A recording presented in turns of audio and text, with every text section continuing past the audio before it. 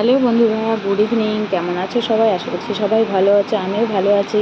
সারাদিন পর এই টাইমটুকুই ফাঁকা পাই যে একটু ভিডিও করি, তো যেটাই করি সেটাই দেখানোর চেষ্টা করি। কারণ তোমরা তো জানো আমি ফেসবুক করতাম, কিন্তু খুব চাপের জন্য আমি এখন সেভাবে করছি না। তো এই যেটুকু টাইম পাই সেটুকু টাইমের মধ্যে চেষ্টা করছি।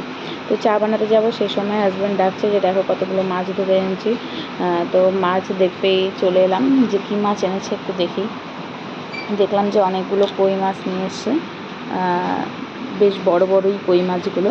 আমি বললাম কোথা থেকে নিয়ে আসলাম, কোথায় গেছো মাছ মারতে? বললো যে না, সামনেই এখানে জল, মানে এখন তো প্রচুর বৃষ্টি হচ্ছে। বৃষ্টি, বাবা কি বলবো, বৃষ্টির জন্য ভালোই লাগে না আমার, এত প্যাচপ্যাচে হয়ে গেছে না রাস্তাঘাট, যদিও রাস্তাতে বার হয় না।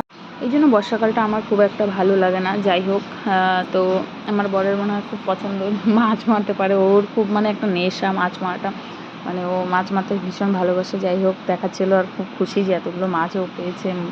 তারপরে সবাই মিলে মাছ দেখতেই ব্যস্ত। এদিকে মা, সবাই আমরা মাছ দেখছিলাম।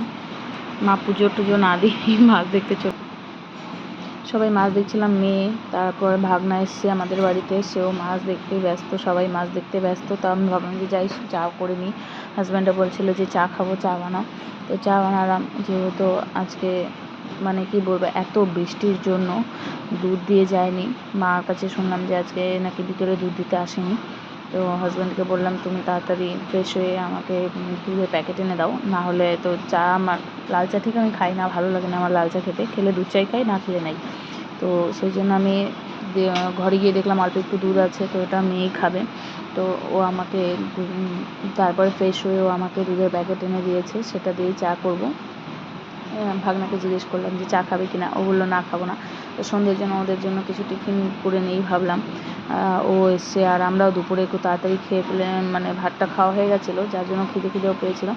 তার সঙ্গে একটু ভাবলাম যে গোলা রুটি বানিয়ে নিই, যে চায়ের সঙ্গে গোলা রুটি বানিয়ে নিয়েছি।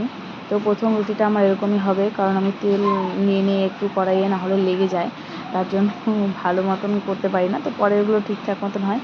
আমাদের রুটি চা সব করাও হয়ে গেল, খাওয়াও প্রায় শেষ হয়ে গেল। আর তোমরা কি করছো এই বৃষ্টিতে, কেমন লাগছে তোমাদের? আর তোমরা কি সন্ধ্যেতে টিফিন